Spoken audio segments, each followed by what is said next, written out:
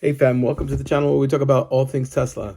Well, the big thing is the news today. Tesla missed its Q4 2025 sales target by 80,000 cars. So, first of all, Tesla missed. Tesla missed its delivery target by over 80,000, almost 90,000 cars. That's big.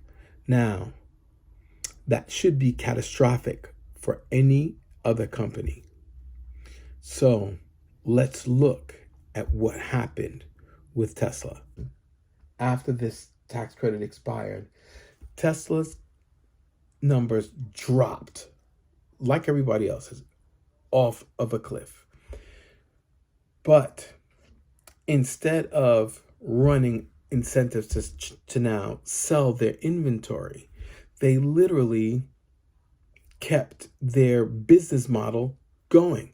So I saw no free FSD, no free upgrades or things like that I expected for this year that it wasn't available in Q3. So what analysts are looking at is, is this a demand issue? Is the EV revolution over?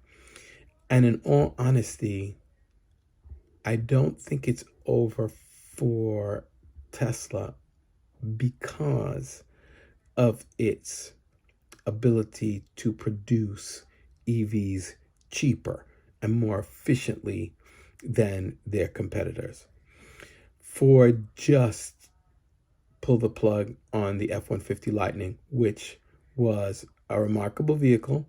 Remarkable. They put a lot of technology in there. They put a lot of features in there. I really did like that. And for 2025, so did the buying public because it became the #1 electric truck in the country, surpassing the much ballyhooed Cybertruck, which I own. Ford loses billions on its EV division, $2 to $3 billion a year. They just couldn't sustain that. So it wasn't demand, it was the cost of the vehicle. And in all honesty, unless there's something to boost sales for the remaining EV in its stable, the Mach-E, which is another remarkable vehicle. If you hate Elon, you don't like Tesla for whatever reason, that's the alternative. It's not as good, efficient. I can go through a host of reasons why it's not a Model Y, but it's still great car. The cost to develop, produce, and market that car is more than what they can sell it for. And now they're trying to do whatever they can to incentivize buyers who literally did not buy them in 2023. They sat languishing on dealers' lots. It was sad. And every other luxury manufacturer that has tried to wade into the waters of the EV technology, it's something that they definitely need to do because it's the future of vehicles, but it's costing them a ton of money. It's BMW, the i4, fantastic car, and people buy them, but they're expensive. The iX, their compact luxury SUV, great, but expensive to produce, expensive. Tesla, on the other hand, they have projected 20% reduction in production costs for 2026. So literally, they've been making money on their cars early on in their cycles, and now they're looking to make them even cheaper for them. So their bottom line grows.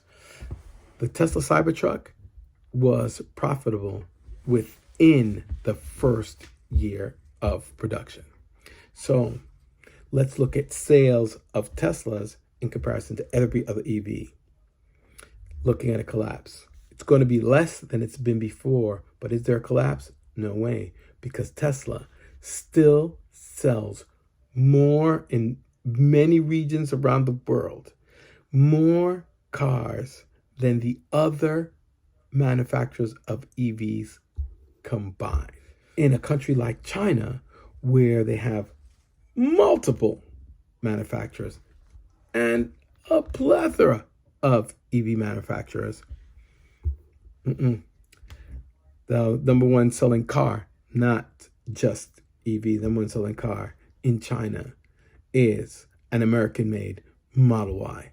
So on China's home ground, where China is the number one competitor to Tesla in the world, they're losing to an American manufacturer because there's no politics involved in China at all when it comes to Tesla, whereas in Europe, which has seen sales plummet, and in America, which has seen sales, as you see, plummet, it wasn't the same. In fact, as far as sales go, will Tesla hit 2 million in 2026? Highly unlikely.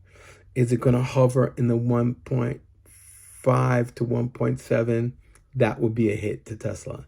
It needs to maintain its 1.8 million thereabouts in order for the sales number not to affect the stock and the company overall. Tesla is being valued by some analysts as a car company when it is in fact a technology platform. And those analysts have higher expectations, and the tolerance for misses is lower. So what does Tesla have going for it? Pricing strategy in 2026 and its ancillary businesses. Tesla's energy production has increased year on year, and it's the only player in that field. FSD, which is run by AI, is as close to level 3 as any manufacturer will ever get. And I can personally attest by driving almost 14,500 miles with that system, that AI is incredible. And I know that Tesla uses their AI for sales, they use it for service, and they use it for FSD. And they must use it for other things. So as far as being in the AI space, they're a major player there. As far as other EVs, every single manufacturer has now adopted to the NACS Tesla standard, because no matter what they built out for their EVs, as far as charging stations, nothing comes close to the 70,000 plus that Tesla has worldwide. And all these cars now either come with an adapter or they come with the Tesla connector straight, so they can avail themselves of that. Why is this good news for Tesla? It's good news for Tesla because Tesla charges a subscription fee for each car that's a non-Tesla to come and use the system. So not only are they selling energy, but they're also selling a subscription fee. So they're making money off of all of that. Their next move is this cybercab robotaxi business that is going to absolutely level Waymo. It's going to be cheaper in the markets that it's in right now, head to head with Waymo. It's cheaper than Waymo for the customer. Waymo has to spend for the LiDAR, the radar, the sensor, the visual, all the things that you see packed on top of a Waymo. They have to put that on top of a car that they have to go and buy. Tesla produces its own cars, produces them cheaper than anything that can go, and they own them, and the system is built into them. So every robotaxi, every cybercab has Tesla's built-in technology already, and Tesla has driven, here's the number, miles on their system, FSD. They know it, they understand it, and they've tailored it to work. So it's going to be superior to the Waymo. I've seen head-to-head videos where definitely it's already done that. Its business model is Lyft and Uber, because Uber from its outset was trying to find a way to develop a car that did not require a driver, because that's their expense. Here, you're having a car manufacturer not spending money on acquiring, okay? There's no acquisition of vehicles, they've got them. There's no acquisition of drivers, the car drives itself. There's no acquisition of technology, they created and run and maintain the technology. And although not flawless, it's as close as flawless as can be because it can drive the streets, city streets. I'm going to give you a link to a video of it driving in Manhattan. 6,500 pounds of vehicle driving through Manhattan.